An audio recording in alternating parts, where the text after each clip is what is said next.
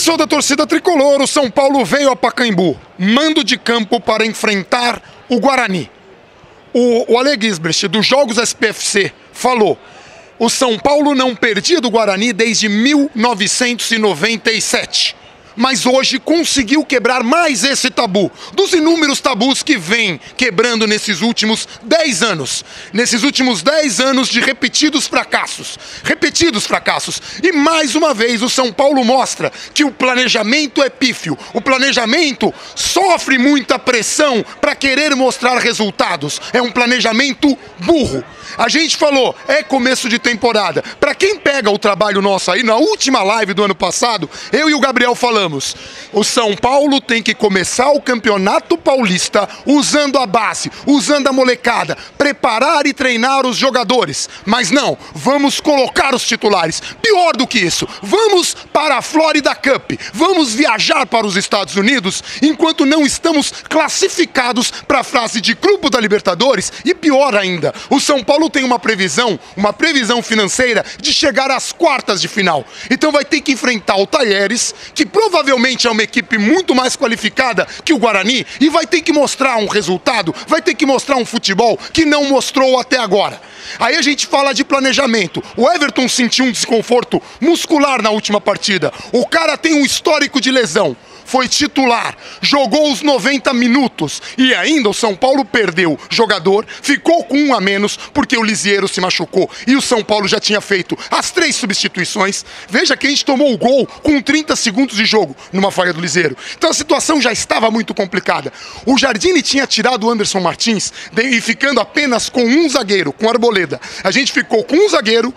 O volante saiu, o Hernanes estreando descompassado, o próprio Carlinhos estava tentando recuperar o jogador para que ele tivesse condições no que é considerado o jogo mais importante do ano. Vamos lembrar, lá quando o Dorival começou a temporada e logo foi demitido, que ele queria poupar e a diretoria falou: não, já põe os titulares. E a gente colocou Cueva e Diego Souza completamente fora de forma. Vocês lembram disso? Pois é, o São Paulo repetiu de novo esse erro. Vamos colocar os caras. Os caras não estão conseguindo correr. A gente perdeu o Jusilei contundido, a gente perdeu o Lisieiro contundido, a gente não sabe se os dois terão condições de jogar na quarta-feira. A gente liberou o Luan para a seleção sub-20, sabe-se lá por que motivo. Esse é o planejamento do São Paulo, que nos últimos 10 anos colhe fracassos e que ganhou uma Sul-Americana quase que num tropeço, quase que por acaso, se a gente considerar a quantidade de erros dessa diretoria. O Jardine tem bastante responsabilidade.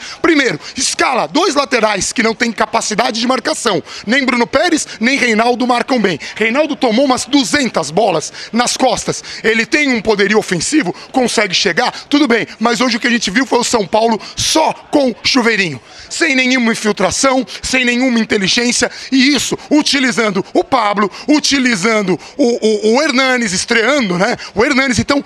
essa é a situação do time. Ainda no final, já nos acréscimos, o Nenê me tenta um chapéu com 2 metros de campo, já nos acréscimos, perdendo o jogo nessas condições que eu tô falando. O cara me tenta dar um chapéu no jogador e, obviamente, perde a bola. Então, além de tudo, o time está perdendo do poderoso Guarani e ainda se dá ao preciosismo. Essa é a situação do São Paulo.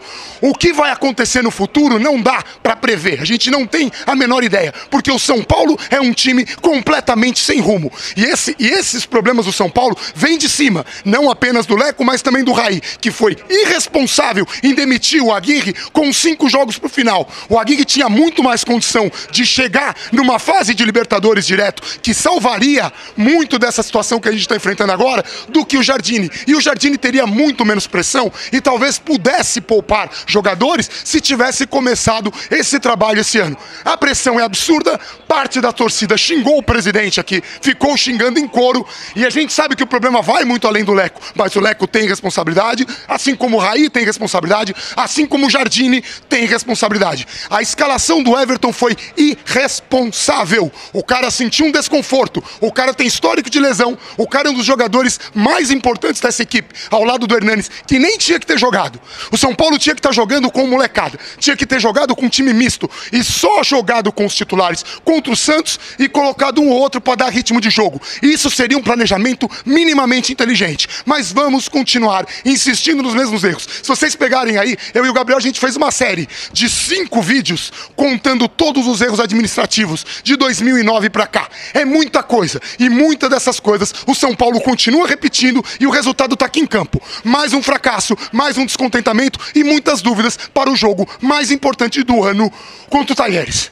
Então é isso, gente. Olha, não dá pra mandar abração, não dá porque a gente tá num momento de raiva, a gente tá num momento, assim, de completo desespero e de completa indecisão. Não sabemos o que vai acontecer e qual vai ser a realidade do clube.